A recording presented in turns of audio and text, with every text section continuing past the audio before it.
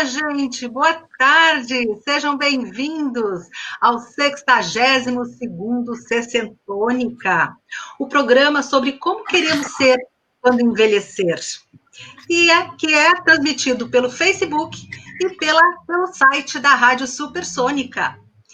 E hoje, eu, Karen Garcia de Farias, que estou como vocês nessa caminhada, vamos falar sobre maternidade madura ou tardia. Atualmente, especialmente nas grandes cidades, as mulheres postergam cada vez mais o nascimento do primeiro filho. Tal fenômeno é multifatorial.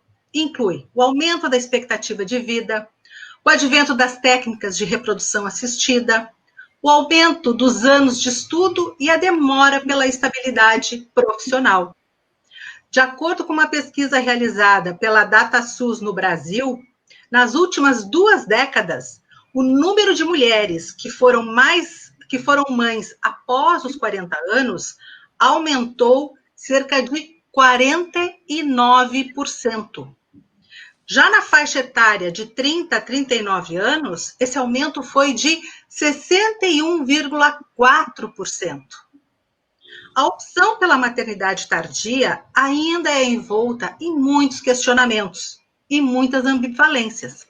A pressão da sociedade sobre a mulher para ser mãe é muito grande, mas existem os riscos para as mulheres e para os bebês.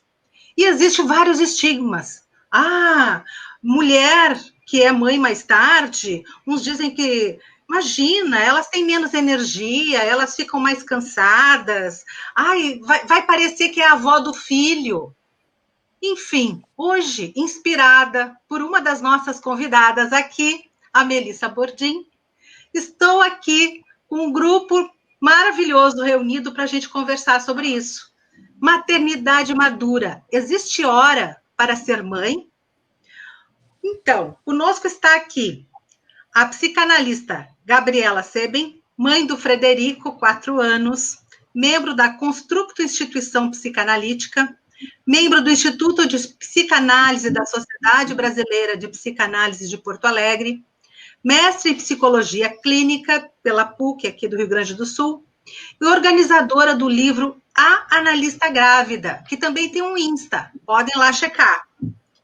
A gente está aqui com a publicitária Melissa Bordim, que é a mãe do Frederico, e que depois... Martim. A mãe do Martim, que é a mãe do Martim, e que descobriu a maternidade após os 40 anos, né? Está se transformando. E a gente está aqui também com a pediatra, a doutora Lúcia Dio, que tem um Insta também, fiquem atentos. O Insta Fica Tranquila Mamãe. E ela é médica pediatra em consultório desde 1985, já tendo atendido mais de 19 mil pacientes e tendo estado em torno de 6 mil salas de partos. Meu Deus, eu não imagino que deve ser isso, deve ser uma história tremenda de vida. Ela é plantonista na emergência de pediatria do hospital... Fui, não sou mais. Não, tá. Foi plantonista na emergência de pediatria do Hospital Criança Conceição por 11 anos e está fazendo, olha só, formação em Mindfulness pelo Respira Vida Breathworks e é pós-graduanda em Neurociência e Comportamento pela PUC. Desde 2015, ela é conselheira de administração da Unimed Poa. E ela é uma mulher que, imagina, com toda essa bagagem aí, que tem um amor na sua emoção maior, o amor pelos pacientes, o amor pelas pais desses pacientes, pela vida saudável, né? Pela meditação que está aí aprendendo, jogar tênis, nadar e viajar. Pois com essas mulheres aqui, hoje nós vamos conversar sobre maternidade tardia. Existe hora para ser mãe? Se você quiser compartilhar conosco tua dica, teu pensamento, teus questionamentos, tuas dúvidas, teus depoimentos, você pode mandar aqui pelo Facebook da Rádio Supersônica, tá? Que a gente vai estar todo momento lendo e trazendo para as nossas convidadas, ou você pode também enviar para o WhatsApp da Rádio Supersônica, que é o 51966537474, tá? E se por acaso você quiser ouvir, assistir esse programa novamente, lá depois, fica tranquilo, que este programa fica gravado no Face da rádio e é postado lá, tá? Na página da Supersônica, tá bem? Então, gurias, boa tarde, que bom boa que vocês estão aqui. Boa tarde. Eu gostaria de começar a nossa conversa ouvindo a Melissa, porque a Melissa, que pelo Insta do Sessentônica, a gente conversando, ela disse, olha, é um tema legal esse para levar. E aí, Melissa, conta para nós um pouco mais esse assunto. Então, eu acho que a Karen já falou, na tua introdução, tu acabou falando tudo que eu já passei, que é a pressão da sociedade, é a parte a parte psicológica, muita terapia estou fazendo, já fiz também para essa fase. Eu tive o Martim com 40, eu engravidei com 40, tive o Martim e 15 dias depois fiz 41, então estou hoje com 41, Martim está com 7 meses.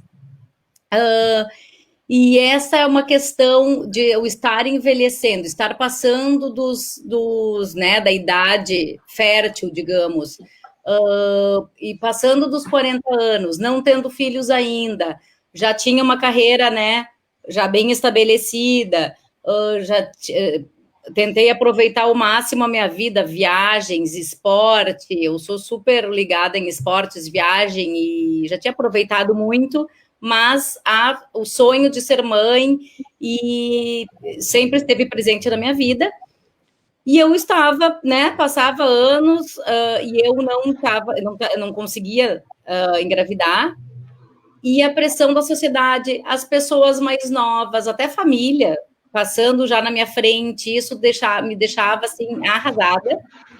E eu acho que as pessoas de fora ficavam mais arrasadas que eu até levava, assim, mais numa boa. Mas a pressão da sociedade é muito grande.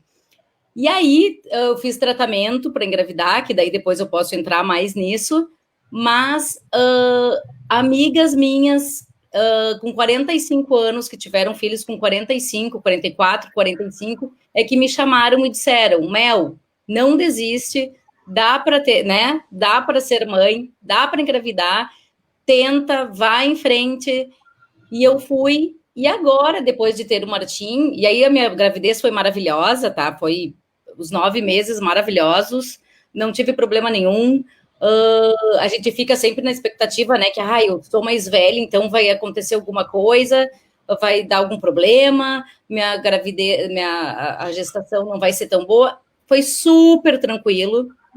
E aí depois eu recebi muitas mensagens de amigas dizendo, Mel, tu é uma inspiração para mim, porque eu vi que eu posso ser mãe também, eu não tenho, às vezes a pessoa não tem nenhum companheiro, não tem uma companheira, não tem, né? Tem adoção, tem tratamento, tem o método natural que pode acontecer, então tem um monte de possibilidades, né? A idade não é mais um problema, né? Porque se for um problema, aí num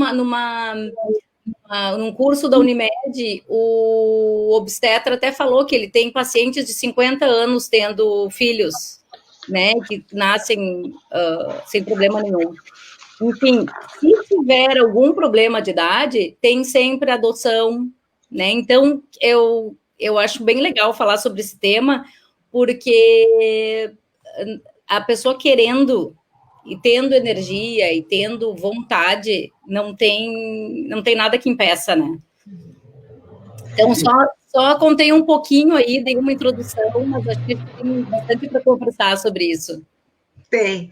Lúcia, boa tarde, Lúcia. Boa tarde, muito prazer, fico muito feliz de ser convidada para falar sobre um tema tão bacana que faz parte da minha vida, junto com as minhas amigas, porque tem 2 príncipes que são meus pacientes, o Frederico que tem 4, o Márcio que tem 7. Então, é um grande prazer. O que eu gostaria de falar? Exatamente, a idade está na cabeça, né? Que depois a Gabi pode falar isso para nós melhor. Ontem, assim, ó, eu sou pediatra, não sou obstetra, mas até eu liguei para uma amiga minha que ela só trabalha com fertilização e tive uma aula, foi muito interessante, tive uma aula com ela, eu tinha dado uma olhada, porque a gente na faculdade de medicina aprendia que maternidade tardia era depois dos 35 anos. Hoje em dia, maternidade tardia após 40 anos. E se sabe que a partir dos 33, então, uma jovem com 33 começa a diminuir a sua capacidade de ter filhos. O que os obstetras, a minha amiga ainda me contou, o que eles indicam? Que antes de tu teres 35 anos, tu quer ter filhos, que hoje é uma opção muito grande de ter filho tardio, que tu congele os teus ovos até os 35 anos de idade. Mas que uma coisa interessante, as mães têm medo, as futuras mães têm medo da maternidade tardia porque vão ficar doentes. As doenças ou as complicações da gravidez, que é a hipertensão e a pré-eclâmpsia, é claro que a pré-eclâmpsia dá em mãe jovem, menos de 20, e mãe um pouco mais de idade. Mas acontece em qualquer gravidez. Diabetes gestacional acontece em qualquer gravidez. Que as duas realmente grandes, as duas grandes complicações de uma maternidade tardia, mas que dá em qualquer gravidez. Dizer que o nenê vai nascer prematuro, isso pode nascer prematuro de qualquer mãe que tem uma comorbidade junto. E por que aparece mais comorbidades, ou as mulheres ficam mais aparecem com hipertensão e diabetes mellitus? Que elas tiveram mais anos de vida para as doenças se manifestarem, como as doenças reumáticas que aparecem lá pelos 35, 36, 37 anos. Isso aí, então, assim, ó, a maternidade tardia, a partir dos 40 anos, eu acho que tem esses poucos riscos, mas muitos benefícios. No meu consultório, o que eu vejo? Todas as mães são ansiosas, principalmente no primeiro filho, mas às vezes de menos idade, de 20, 25, são muito mais ansiosas que uma mulher que já tem uma história de vida, que já tem um trabalho, que já tem uma estabilidade financeira e que sabe fazer escolhas. Então, os filhos das mulheres com maternidade tardia, eu acho, elas têm disposição física, mental, é a cabeça que faz, mas elas têm, às vezes, mais maturidade. Outra coisa, assim, ó, que eu até dei uma olhada ontem, são mães que conversam mais com os filhos e dizem menos não e usam menos da violência, porque quando é mais jovem a gente tem menos paciência. Então, risco, pouco. A maioria das mulheres que ganha a partir dos 35 anos acaba fazendo algum tratamento com uma fertilização in vitro. Eu até perguntei para a minha colega, mas e o problema dos hormônios, que depois a Melissa pode falar? Ela disse, não tem problema nenhum, quem fertiliza não tem problema, porque a ação do hormônio é mínima, então não dá nenhum problema. Mas há tantos benefícios, assim, ó, quem quer ganhar, porque é uma escolha, é diferente tu ter 18 anos e tu engravidar do teu namorado, ou tu ter 40 anos e tu decidir que tu vai ter um filho, porque essa é a idade certa. Ou tu decidir que tu vai adotar, ou que tu decidir que tu vai fazer uma fertilização, porque tu tem um companheiro, uma companheira e não está conseguindo engravidar. E para os bebês há tantos benefícios, não digo mais amor, porque todas as mães dão amor igual, mas talvez mais atenção, uma mãe mais tranquila para lidar com o bebê, uma mãe que consegue passar, né, Melissa, esse período que é difícil do primeiro ano de vida, com mais tranquilidade, levando as coisas mais na boa.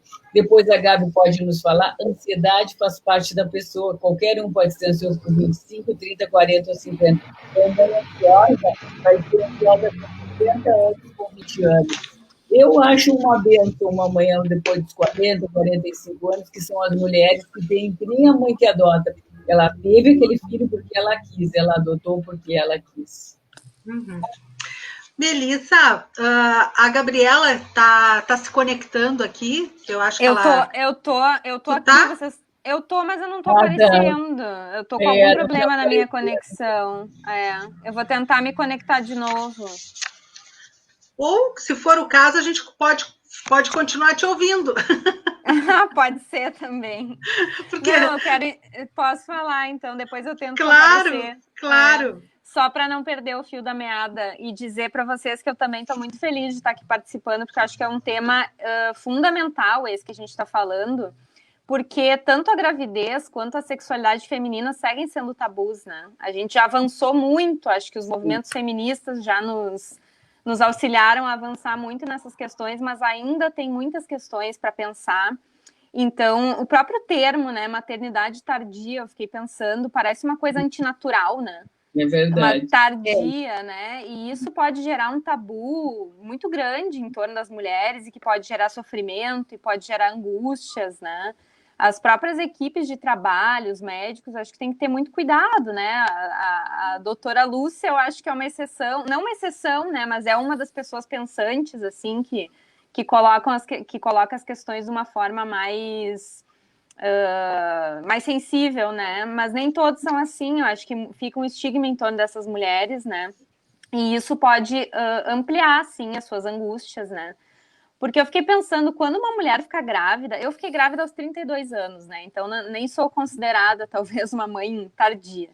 Mas todas as mulheres que engravidam, elas passam por um período muito intenso, né? Não só de mudanças hormonais, mas psíquicas, né? As mudanças psíquicas são imensas para qualquer mulher, né? Tem que lidar com a mudança corporal, tem que lidar com o luto, né? Pelo corpo que muda, pela identidade, né? De filha, a passagem à mãe. Então, são questões muito delicadas, né? Que tanto uma mãe jovem quanto uma mãe mais velha vão ter que passar, né? Porém, talvez as mulheres mais velhas, a vantagem que eu veria, assim, né, é que muitas delas já estão mais estabilizadas economicamente, já são mais independentes, né, tem uma estrutura. Inclusive, a Gabriela deu uma caída, mas validando o que a Gabriela estava falando agora, por último, né, com relação ao quanto as mulheres mais velhas conseguem trabalhar melhor a maternidade, eu li a respeito de um estudo que foi divulgado em fevereiro de 2017 e pelo International Journal of Epidemiology, onde um grupo de cientistas analisou a associação entre idade materna e capacidade cognitiva. Isso é verdade. Boa em crianças de 10 anos. E aí, para isso, os pesquisadores compararam 3 grandes estudos longitudinais. Longitudinais é quando são feitos por longos períodos, né? Realizados no Reino Unido, durante os anos de 1958, 1970, 2000 e 2002, com amostras de 10 mil crianças em cada um desses períodos. E aí, olha só que interessante os resultados, porque apesar de a relação entre idade materna e capacidade cognitiva ser negativa no estudo lá dos anos 50, né? Ou seja, os filhos de mães entre 35 e 39 anos tinham pontuações cognitivas piores que o dos filhos de mães jovens. A partir de 2000, a relação se inverteu. E aí, a partir de 2000, as crianças nascidas de mães com idades entre 35 e 39 anos demonstravam, né, alcançar resultados significativamente melhores nos testes cognitivos do que dos filhos de mães jovens, né? E aí eles levantam várias hipóteses sobre isso, né? Uma delas é que no passado os filhos de mães mais velhas já eram terceiro, quarto, quinto, sexto filho. Sim. Então, era aquele que era criado junto com os outros, assim, que os pais não conseguiam dar muita atenção, né? e também as famílias tinham menor estabilidade financeira. Sim. A outra razão, a outra hipótese que eles levantam para esses dados é que o que acontece? A partir de 2000, a mulher passou, né, a escolher a mulher, o casal, né, a escolher um momento de maior estabilidade econômica para que pudesse oferecer ao filho aquilo que ele, casal ou mulher, conseguiram, né? Então... E se a gente for pensar também, antigamente, ali, anos 50, 60, 70, uma pessoa de 50 anos, uma mulher de 50, 55 anos, era aquela vozinha, aquela velhinha, né, senhorinha, e hoje não é mais assim, gente. Hoje, uma pessoa de 50, 60 anos, 70, tá super bem. Então, a gente não vê mais a mulher como aquela senhorinha de 50 anos. Eu até comentei isso com a Karen nos nossos trocas de informação, que a minha mãe acabou vindo para cá e ficou, daí por causa da pandemia, ela ficou aqui comigo, ela veio para passar o fevereiro e ficou até agora. Ela está ainda até agora aqui. E é impressionante. A minha família tem falado isso, as minhas irmãs têm falado isso. Ela tem 73 anos e ela estar aqui conosco e cuidando do Martim, ajudando e passando a experiência dela, que ela não teve comigo, porque comigo ela trabalhava e eu acabei ficando com babá e tal, ela está tendo essa experiência agora com ele. Ela, assim, eu não sei nem explicar, mas ela rejuvenesceu de uma forma... Ela tá mais bonita, ela tá mais viva, parece que rejuvenesceu mesmo, até mais bonita ela tá, né? De estar tendo essa experiência agora com o bebê, de estar, né, passando todo o conhecimento dela. Ele já tá super, eu acho, né? Claro, é meu filho, mas eu acho que ele tá super avançado, assim, cognitivamente, assim, ele, né, a Lúcia pode confirmar. Com certeza. Muito bem, porque é bem isso. Tá tudo na cabeça, né? Tá tudo na cabeça. E outra coisa que eu acho assim, ó, a gente também com 40 anos tem muito mais experiências, os teus valores são outros, tu já sabe o que é importante, o que é bom para ti. Quando tu tem 20, quando tem 22, tu te assusta, tu quer trabalhar, tu quer produzir, quando tem 30, tu tá entrando no mercado de trabalho, tu não tem tanto tempo para te dedicar ao filho, e as tuas escolhas ainda são muito voltadas para o lado profissional. Além disso, que a Karen falou, que antes de 2000, realmente, o filho que nascia com 40, 50 anos era o último, era o deixado de lado, porque ia com os outros. Agora não, agora é uma escolha, uma decisão, né? Eu acho assim, olha, para mim, as mães de mais de 40 anos, e eu também achei bem interessante isso que a Gabi falou, para que dizer maternidade tardia? Maternidade é qualquer hora da vida, né? É que nem casar tardio, que casou com 50, 60, que bobageira, né, gente? Exato. É jovem sempre, o que faz a diferença é a cabeça da gente, né? Exatamente. É como se a idade, aparentemente, é como se a idade te definisse, e não é verdade, né? Especialmente hoje em dia, em que a longevidade, aqui no Rio Grande do Sul mesmo, está na faixa dos 80 anos. Então, meu Deus, uma mulher com 40 ter um filho, olha só, né? Porque eu imagino que seja uma das preocupações, hein, Melissa? Me confirma essa questão da longevidade. Será que eu vou longeviver para acompanhar meu filho no crescimento? E até por isso que eu achei bacana trazer para esse perfil, né, para o Sessentônica, que eu sou super fã, e eu estou achando muito bacana o que vocês tratam, né? Porque, sim, é uma pressão. Eu até confesso que as pessoas não acham que eu tenho... Quando eu falo que eu tenho 41 e que eu tive filho mais tarde, as pessoas, ai, não parece e tal. Por quê? Porque eu sou uma pessoa, assim como a Lúcia, que eu conheço já, muito ativa, muito... Eu me sinto muito jovem ainda, né, com 41. Então, mas a pressão da sociedade ou das pessoas que me falam, ai, tu tem 41 e as pessoas daí, quando ele tiver 10 anos, tu vai ter que estar com 51, que daí, né? A gente fica pensando, e as pessoas, assim, até amigas, porque eu tô velha, porque eu tô senhorinha, porque eu sou velha, porque eu sou velha, e eu sempre meio que combati isso. Gente, não, né? A gente não tá velha, a gente tá super podendo, a gente, né, tem muita coisa para fazer, nananana. Então, as pessoas, às vezes, da minha idade, e mais até, ficam se degradando, né? Já sou velha, eu não posso mais. E eu meio que combato isso. Então, e aí, por isso, agora tendo o Martim, as pessoas veem fotinhos, meu Deus, como ele tá lindo, como tu me inspira, aí eu ainda posso ter, né? Porque as pessoas, sei lá, com 37, 38, não, vou desistir, não posso mais. Né? Já estou velha. Mas Gabriela... Eu tô aqui, gente. Tá aí, Gabriela. Eu não sei o que tá acontecendo. A minha câmera não tá aparecendo. Tô tentando de tudo que é jeito aqui. Uma hora vai. Uma hora vai, mas eu até ia fazer uma pergunta para a Gabriela, aproveitando, Gabi. Pode fazer.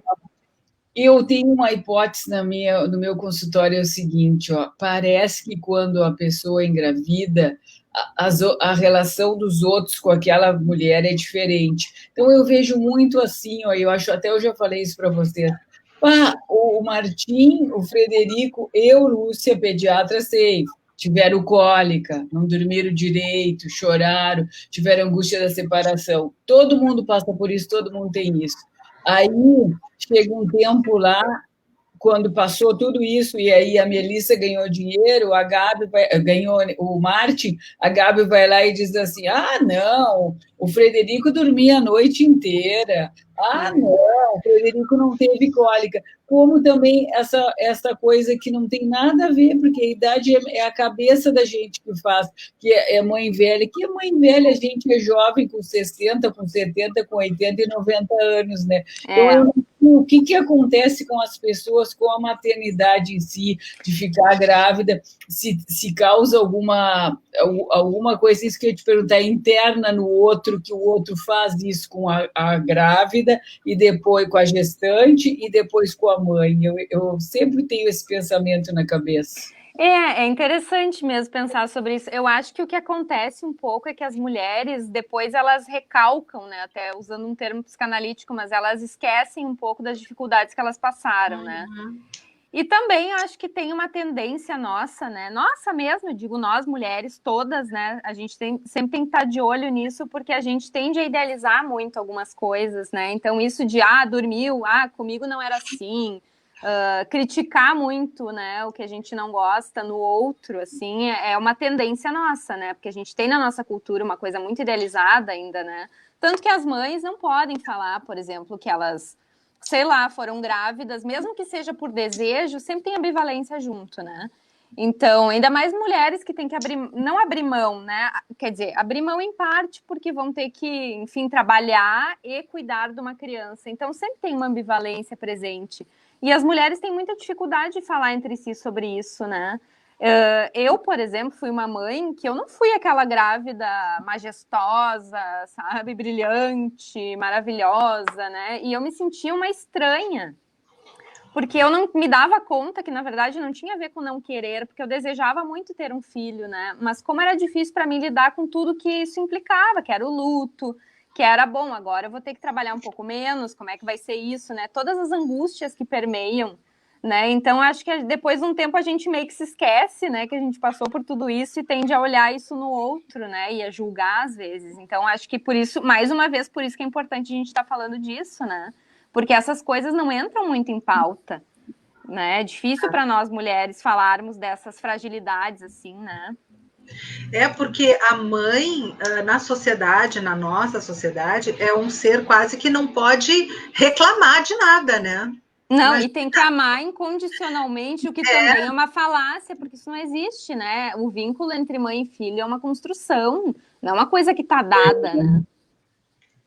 Exatamente. Coisa que a gente normalmente pensa que é automático. Não, fiquei mãe e aconteceu o amor. Mas esse amor é construído, né? Essa relação, né? Exato.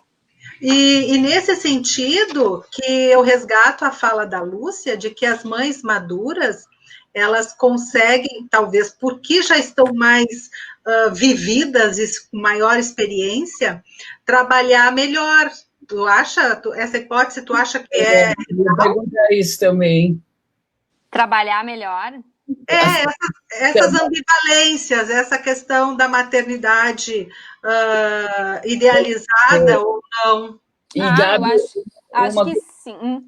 Uma coisa que tu já pode complementar com as duas, que eu falei que eu noto assim, ó, que a angústia e a ansiedade, as mãezinhas de 20, de 30, de 40 têm, isso é independente da idade, mas claro. As mães mais de 40 anos, elas são mais tranquilas com os filhos, elas não levam aquele problema tão a sério, não fazem aquele problema um pânico, entendeu? Claro. Porque se a gente for pensar uma mulher de 30, né, 20 e poucos, 30 anos, ela ainda tem muito a conquistar, às vezes ela nem tem uma relação amorosa tão firmada, ela quer encontrar um parceiro, ela quer sair, ela quer se divertir, ela quer... E uma mulher que já percorreu todo esse caminho, ela tem mais facilidade, talvez, em abrir mão disso para ficar cuidando do bebê, né? E olhar pro bebê. Às vezes, não sempre. Não sempre. Por isso, conta pra nós. Mas por isso que a gente não pode generalizar nunca, né? Não, eu tô só brincando aqui, falando, não, eu quero fazer tudo igual. Claro. Igual o que eu quero pular de paraquedas, não. Paraquedas eu não quero, mas eu quero continuar fazendo tudo que eu faço. Sim. Mas tem uma coisa que daí que vocês falaram aí da ansiedade, de tudo, eu já vivi muito, né? Eu sou publicitária, então, assim, é uma super pressão, assim, na profissão. Eu sofria muito antigamente, assim, sofria de véspera, com os problemas. E a gente vai, né, a experiência traz isso, a gente vai passando por tudo que é problema, por tudo que é coisa, até teve o problema das minhas gravidezes que não foram adiante, ou de tratamento, então meio que, né, a gente lida melhor, talvez, com os problemas, porque já passou por tudo, então tu sabe... Melissa, conta um pouco sobre essa questão do pré, como é que foi antes de engravidar? Tu falaste que tu passou por fertilização que tu fizeste? Eu fiz tudo que vocês imaginarem. Eu comecei comecei a relaxar eu até comecei um pouco mais tarde também. Eu comecei com 33, 34 anos a querer engravidar, né? Mas não assim, eu quero engravidar agora, vai ter que ser esse ano. Não. Eu parei de tomar pílula, digamos, né? Com 33, 34, aí passou um ano, não veio, passou 2, não veio, daí as pessoas começaram a opinar, tem que ver, tem que pesquisar, e aí a gente começou a né, fazer exames, pesquisar, tudo, e daí de lá para cá, de uns 34 em diante, eu comecei a pesquisar e fazer tratamentos, daí fiz... inseminação, fiz fertilização, fiz indução, fiz de tudo.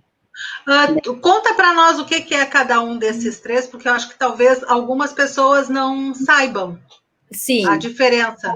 E acho muito importante falar sobre isso, porque as clínicas de fertilização estão cheias. Tem muita gente que tem problema, né? Às vezes problemas não identificados, que é o meu caso, a gente nunca identificou problema nenhum comigo, nem com meu marido, mas as clínicas estão cheias, e as pessoas têm um tabu, como a Gabi falou, né, as pessoas não falam sobre isso. Eu conheço, inclusive, pessoas que fizeram tratamento, e para a família e para os amigos falaram que foi, né, não... Foi natural. Falaram que foi tratamento. E não tem problema nenhum falar sobre isso, né. Inclusive, tem um dado aqui, que diz assim, que a taxa de fecundabilidade, que é a chance mensal de gravidez, é de aproximadamente 20 a 25% para mulheres com menos de 35 anos. Isso aí mesmo. E até eu posso... de 10 a 15% para mulheres entre 35 e 39 anos. após os 40 fica em torno de 5% e aí vai diminuindo até que depois dos 45 anos chega é menor do que 1%. Né? Então, o que tu está falando, Melissa, de ir buscar o apoio externo profissional, faz todo sentido, né? Sim. Vou complementar isso aí que vocês falaram, assim, ó, até os 33 anos, tu é super fértil, a partir dos 33 começa a diminuir. Até os 35 anos, sem nenhum método anticoncepcional, tu pode tentar um ano engravidar, se passar um ano e tu não engravidares, tu tem que investigar. A partir dos 35 anos, são só 6 meses, se tu não engravidou em 6 meses, tem que investigar. O grande problema é que muitas mulheres, o que acontece com elas? Elas têm doenças pélvicas. Então, elas têm doença inflamatória, que é mais comum numa população de socioeconômica nível mais baixo, tá? E tem doenças que são crônicas, como a endometriose, que fazem obstrução das trompas, aquela que tem o ovário, né? O óvulo vai até o útero, aquele é obstruído. Por isso que é a diferença, que aí a Melissa vai falar para nós sobre o que sobre o que é inseminação. Ontem a obstetra me explicou bem isso. Só pode inseminar depois que tem a doença. Quem tem uma obstrução indicada nunca vai conseguir inseminar. Por isso que o método mais usado é fertilização in vitro, que aí tu tira o óvulo da mulher, insemina fora e coloca de novo naquela mulher. Ou às vezes tem até mulheres que são óvulo doadoras, porque aquelas mulheres não conseguem ter filhos, que são as mulheres até que eu acho a coisa mais linda, porque depois, como as crianças ficam a cara dos pais, né? É incrível, incrível. Aquela mulher é incrível mesmo. Então, isso aí da parte médica que eu queria explicar. E, realmente, a partir dos 35 anos, cada vez o teu índice de fertilização de fecundidade vai diminuindo até que os 45 anos é isso que tu falaste. E aí, Melissa, tu tentaste os 3 métodos, então? Eu tentei os 3. Eu comecei com indução. Eu só quero falar uma coisa antes, que é por isso que eu estou trazendo esse assunto, porque as pessoas têm que ter informações, né? Eu quero engravidar, estou passando da idade, sei que eu preciso cuidar, então eu vou congelar os meus óvulos. As pessoas precisam saber disso, né? Porque não sabem realmente. Exato. Informação é muito tabu ainda. Fica muito escondida essa coisa assim. Eu vou na clínica de fertilização, ninguém pode me ver aqui. Não, gente, né? Não é uma coisa de pacientes fertilizados. Eu mesmo tenho inúmeros fertilizados. Sobre isso aí, ó, só vamos fazer mais um lembrete. Então, olha só. Quem até os 35 anos é a idade para congelar os óvulos. Depois, quem quer congelar, congele até os 35. Dica dessas obstetras que fazem fertilização, não é da pediatra. Eu adoro congele. Sim. Gabriela, Oi. Nessa vibe que nós estamos falando aqui das mulheres tentando engravidar, tentando dessa dificuldade de abrir, de novo a gente volta no mito e na idealização da maternidade, né? Sem dúvida. Até falando disso, né, tem as produções independentes, né? E também é algo que as pessoas não gostam muito de ouvir falar, né? Mas tem, porque as mulheres vão ficando mais velhas, começam a ficar muito angustiadas de não ter um parceiro, porque às vezes esse parceiro nem tá afim de ser pai, ou porque outras razões, né? E aí elas buscam essa maternidade independente, né? E, enfim, porque elas podem bancar isso, né? Se elas têm desejos, têm disponibilidade. Por isso que eu acho que mais do que a gente falar de idade, né? A gente tem que falar de desejo e disponibilidade, porque é isso que é. Esse que é o motor. Muito, né? Bom. Muito bom mesmo. Muito bom. A cabeça, é bem isso. Não tem idade, tem vontade e tem cabeça, né? Exatamente. E aí eu com a cabeça, né? Abrir a cabeça sem se importar tanto com os outros, o que os outros vão falar. que eu acho que isso é sobre envelhecer, sobre viver, sobre tudo. Uhum. Eu quero... A Karen perguntou dos tratamentos, só para... Eu já sei tudo disso, tá? Mas a indução é o seguinte... A gente faz exames periódicos para saber quando que está ovulando, e aí tu vai fazer, daqui a pouco vai tomar hormônios, vai tomar alguma medicação, e vai fazer a indução seria tu meio que programar e marcar a hora que tu vai ter a relação, né? Hoje, amanhã e depois da manhã. E aí tu toma medicamentos para aumentar daqui a pouco a produção de óvulos, né? E melhorar as chances. A inseminação retira daí faz também esses exames periódicos, saber quando é que está ovulando, quando é que o óvulo está maduro, e aí tu vai retirar os espermatozoides do homem, vai dar uma selecionada e vai colocar isso lá na clínica, daí vai colocar já um pouquinho mais perto do ovário, digamos, acho que é o ovário, né? É do ovário, na trompa do ovário. E isso que eu falei para mulheres que não têm o problema de saúde, não pode ter...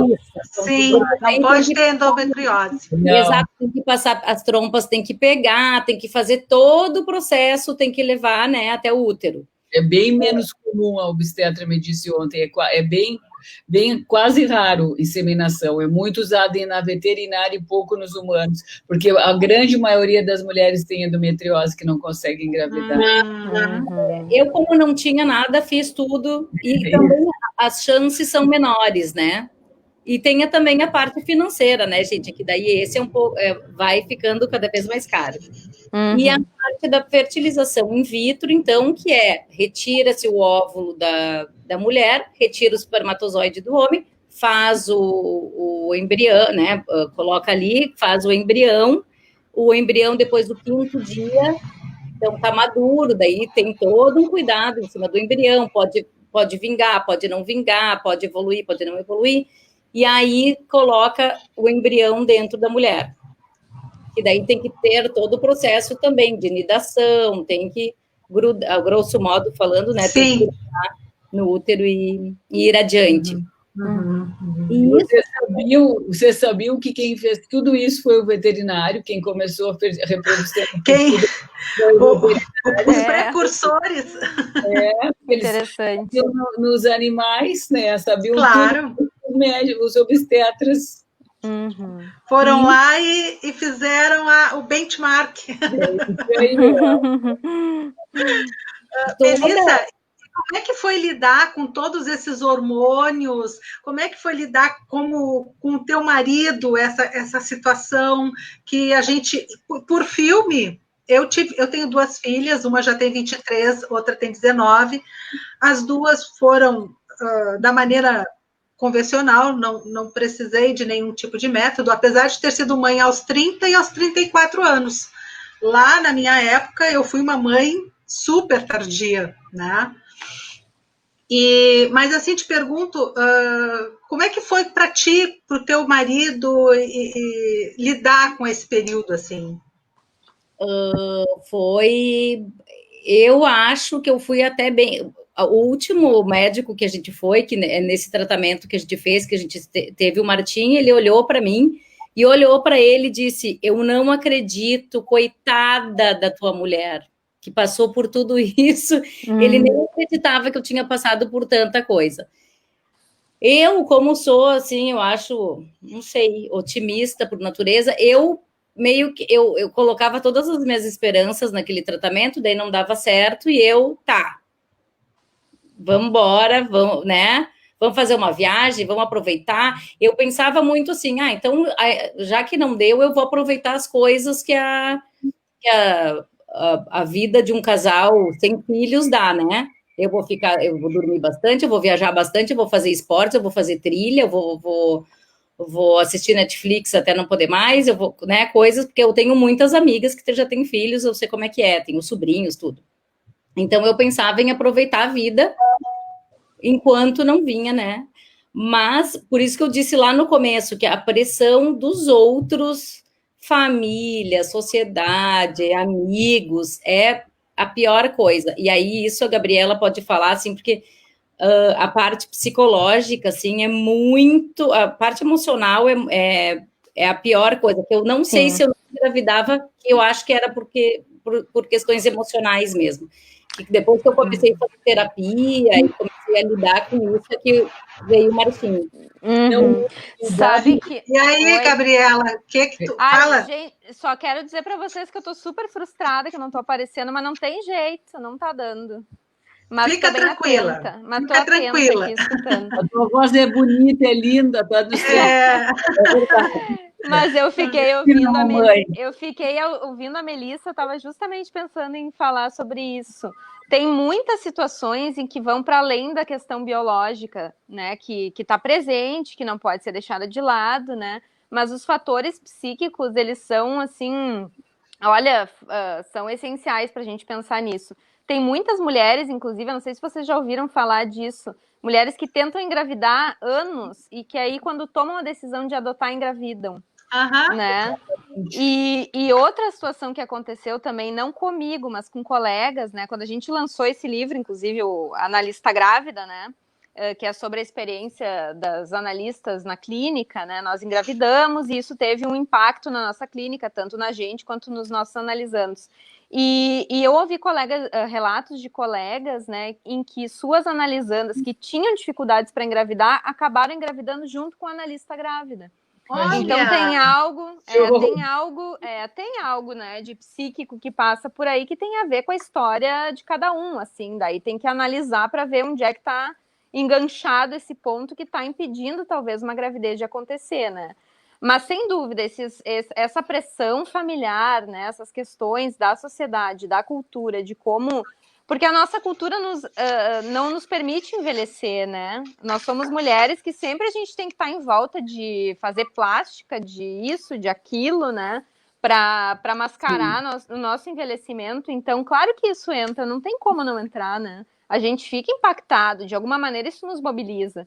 Talvez mais algumas mulheres do que outras, né? Porque daí isso tem a ver com a individualidade de cada uma, mas sempre tem, né? Vai ficando difícil.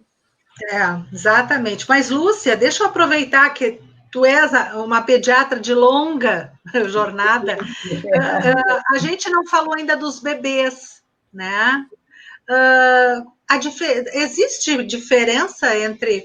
Tu percebe diferença? Primeiro, a primeira questão da diferença, né? Entre essas crianças nascidas de mães mais maduras e daquelas mais jovens. E a segunda, a gente também sabe do risco dos bebês. Se ouve falar de que os bebês podem ter síndrome de Down, pode ter isso, aquilo.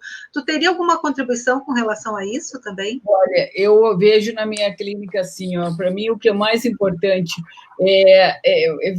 desmistificando, não interessa a idade, interessa o amor que tu dá para o teu filho, interessa o carinho e a atenção que tu dá para ele. Isso é o mais importante do que tem muitos jovens que são espetaculares, mas como tem mães jovens que tu vê que elas estão ligadas, às vezes elas vão no consultório, estão aqui estão falando comigo e respondendo que a gente observa na internet.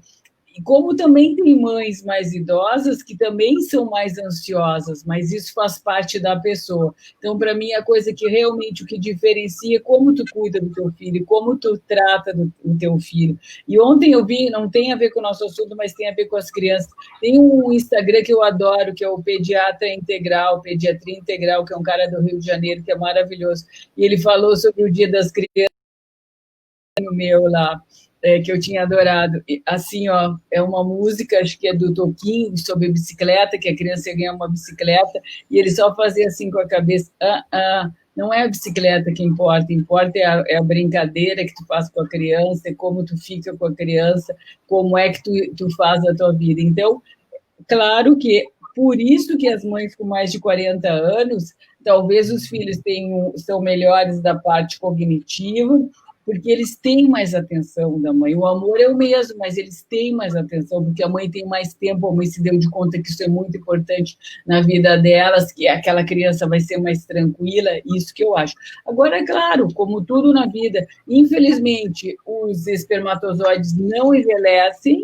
Tu pode ter pai com 80 anos e não tem problema, e os nossos óvulos envelhecem. Então, existe a chance de doenças genéticas e de malformações cromossômicas. Tem jovens de 18 anos que têm isso, como eu digo, é sorte na vida, né? O raio que pode cair naquela vez na tua cabeça. Uhum. Gabriela? Oi. Deixa eu te perguntar assim, ó, as analistas grávidas que vocês organizaram o livro, né? Como é que vocês, como experiência de maternidade, e com relação a isso que a Lúcia está nos falando, de que o que importa é o estilo da mãe e não a idade da mãe, o que que tu poderia contribuir para a gente com relação a isso? Eu tô super de acordo com isso, né? Eu acho que sim. Mais do que a idade, a gente tem que pensar no quanto essa mãe tá disposta, né, a investir naquela criança, olhar para aquela criança, né? Que quando a gente engravida e se torna mãe, do ponto de vista psíquico, a gente acaba revivendo muitas coisas da nossa vida passada, assim, né? Das nossas relações primeiras, né? Com pai, com mãe. Então, muita coisa se mobiliza dali, né? Então, por isso não é uma tarefa fácil, né? Mas a mãe que consegue dispor, né, desse olhar enfim, de amar o filho, né, de conseguir construir esse elo, sem dúvida ela vai ser uma boa mãe, né? E tem outra coisa também.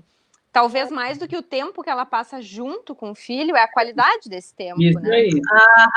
Porque as mães, para o filho é interessante também que as mães sejam realizadas, né, profissionalmente, que elas tenham outras fontes de desejo, que elas não tenham só, porque as mães de antigamente, eu vejo pela minha mãe, né, minha mãe me teve com 22 anos, depois ela foi pensar na carreira dela. Então, as mães de hoje, né, elas dividem esses desejos, mas é bom para um filho que a mãe possa desejar outras coisas que não só ele, né? É bom aos olhos do filho. Para o filho é gratificante ver a sua mãe satisfeita, ver uma mãe assim que está feliz com o que faz e que ainda pode cuidar bem dele, né? E deixar ele se desenvolver livremente, não viver grudada no filho, né? Que aí seriam as coisas mais patológicas, assim, de relações entre mães e filhos. Então, mas estou super de acordo com o que a Lúcia está dizendo, assim, né? Melissa, e depois, durante a gravidez, a Gabriela trouxe essa questão com relação o quanto a gente revive a nossa infância, as nossas relações parentais, né? Para ti, isso veio forte? Como é que foi? Eu quero fazer até um relato, e depois eu quero falar também do corpo, tá, da mulher. Não me deixem esquecer isso, que é importante, assim, para o negócio do envelhecer e estar grávida. Mas, sim, eu quero fazer um relato, Karen, que quando falaram, eu acho que a tua mãe vai ir te visitar, e a minha mãe mora longe, né, eu moro aqui em Porto Alegre sozinha, faz 20 anos já, e a mãe ela vinha às vezes me visitar, ficava aqui uns 5 dias, ia embora, e eu, né, aquela coisa que a gente conversou, assim, tá velhinha já, né, já é mais lenta, e tá, daí eu disse, e eu tava num impasse, assim, eu falava com as minhas irmãs, eu tenho irmãs mais velhas, eu dizia, não sei se eu quero que a mãe venha, talvez eu quero que vocês venham e tal, e daí tava num impasse, daí eu pensei, não, gente, é o neto dela, ela vem, vai visitar, né, vai ver ele nascer, fica aqui uns 5, 6 dias e se tiver me atrapalhando, vai embora. Gente, essa mulher está aqui já há quase 8 meses, caminha pelo Brasil, canta para ele, ensina coisas para ele, e eu vi muito da minha criatividade, da minha infância, como eu sou criativa hoje, eu entendi muito que veio dela. E foi maravilhoso, eu super me emociono quando eu falo sobre isso, porque daí a minha terapeuta até eu dividia isso com ela, não sei se eu quero que a minha mãe venha, e hoje eu conto para ela, assim, que às vezes eu vejo a minha mãe com ele, assim, eu ressignificou a nossa relação, assim, né? Que legal, que legal. a mil, assim, não é mais aquela velhinha que eu via mais lenta e mais, né? Ela me ajuda de igual para igual, assim, então assim, nesse ponto, assim, foi maravilhoso, foi um tapa na cara, né, na minha. E quanto à relação do teu com o corpo? Conta mais aí para nós. E a minha relação, que eu queria falar até que me chamou muita atenção durante a gravidez, que eu trabalhei até a última semana, assim, antes de ter o Martim, e eu fazia academia, eu fazia as minhas atividades normais, assim, né? E dirigia, e fazia tudo. Tive uma gravidez super tranquila. E as pessoas me falavam, Mel, para que tu está grávida, para que tu vai parir, tu não pode subir. Eu subia Mostardeiro, eu trabalhava ali em cima da Mostardeiro, subia aquela subida da Mostardeiro a pé, depois meu Deus, está subindo a Mostardeiro, meu Deus, é como se eu não, assim, eu tivesse, né, aquela... Para quem não sabe, para quem não é de Porto Alegre, tem que avisar que essa subida é muito íngreme. É uma lomba. É uma lomba. É uma lomba bem grande. E e é bem aquela coisa que a Lúcia e a Gabriela falaram, tá na cabeça, gente, né? Eu tô bem, eu fui fazer até trilha antes, com 8 meses eu fui fazer trilha em São Francisco de Paula. Depois eu achei que foi meio arriscado mesmo, mas fui, me sentia bem e... Então e as pessoas me olhavam, né, que sabem que eu, né, que fiz tratamento, que eu fiz, né, que eu sou mais velha, pensava, ai, tu não pode fazer isso, como se eu tivesse doente. E não, foi tudo maravilhoso. E o pós-gravidez, como é que foi o pós-gravidez com a tua relação do corpo? Aquela coisa assim, Como eu sou muito ativa e eu parei de fazer coisas, né? Porque daí veio a pandemia ainda, que daí esse é um outro assunto, porque daí eu fui puérpera da pandemia, e daí eu fiquei em casa, e daí não podia sair de casa, para mim foi bem ruim, assim. Mas vamos lá, né? Não tem o que fazer. Mas de novo, vem muito na tua fala, validando aquilo que já se falou antes, né? É uma questão muito do estilo da pessoa, de tu estar mentalmente, fisicamente preparada, disponível, né? Mas eu fiquei pensando só uma coisa, como quando se foge de um estereótipo, como as mulheres são vistas como uns ETs, né? Eu imagino você subindo a Mostardeiro e recebendo vários olhares, assim, de estranhamento, né? Então, sempre que se quebra com um estereótipo, um tabu, vem essa crítica, assim, esse estranhamento, né? Sim, e aí tem aquela coisa que daí é por isso que eu achei super legal o nosso tema, que é engravidar e ser mais velha, porque as pessoas acham que daí a pessoa mais velha tem menos fôlego, tem menos energia, tem menos... né, não vai conseguir fazer, eu vejo isso na academia, em tudo que é lugar, ai, a pessoa é mais velha, ai, mas como tu tem fôlego, hein? Como tu tem energia, mais velha, né, sim, tenho, né, a Lúcia que nada, né, pode dizer isso. Gente, meninas queridas, chegamos no final do programa. Que pena.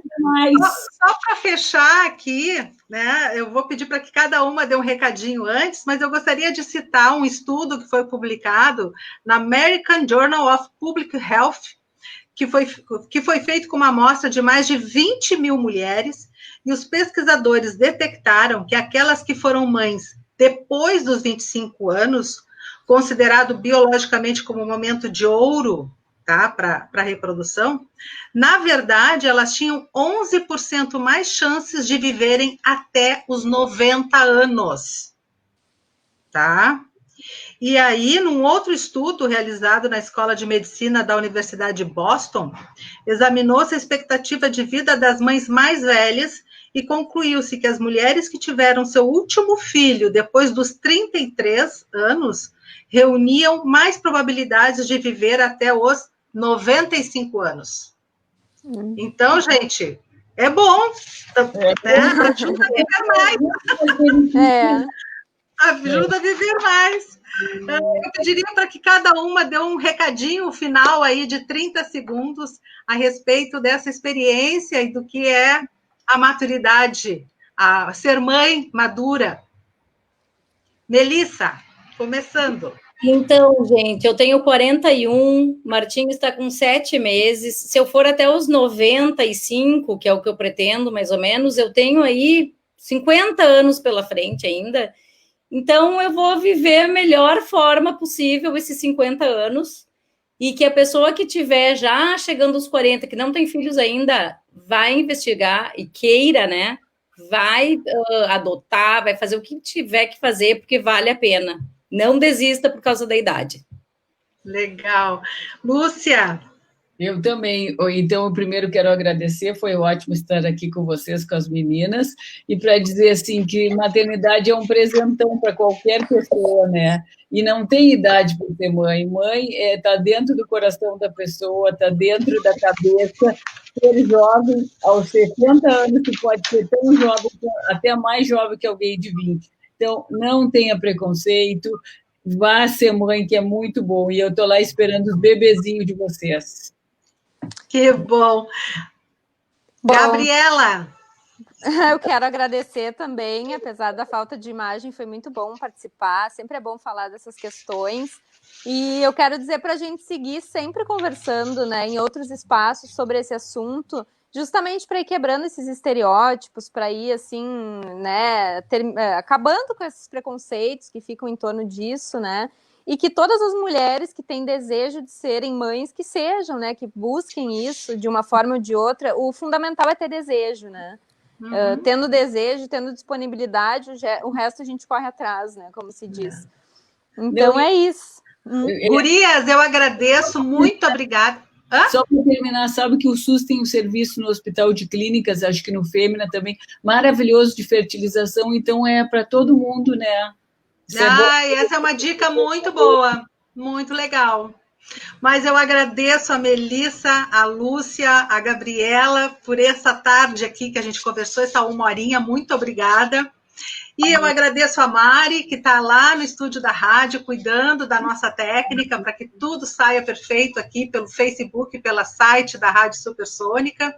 Agradeço a cada sessentônico e sessentônica que compartilharam conosco, especialmente a Maria Amélia Carlan, a Isabel Cristin, a Rosângela Carvalho Marcondes, a Cleusa Particelli e o Francisco, aqui, deixa eu olhar o nomezinho dele aqui, Francisco Zanetti, que deixaram os recados queridos no Face da Rádio Supersônica. Lembrando que esse programa fica gravado, certo? Lá na página da Rádio Supersônica. Depois eu compartilho também na página do Face do Sessentônica e do Instagram do Sessentônica. Então, você pode encaminhar para outras pessoas, compartilhar ou ouvir novamente se curtiu, tá bem? E para a próxima semana, dia 21 de outubro, às 13 horas, nós vamos ter uma roda de conversa sobre quais habilidades são necessárias a gente desenvolver para conseguir longevidade na carreira. Você já se conhece suficientemente bem para saber em quais você precisa se desenvolver? Afinal, o que é longevidade na carreira? O que isso significa?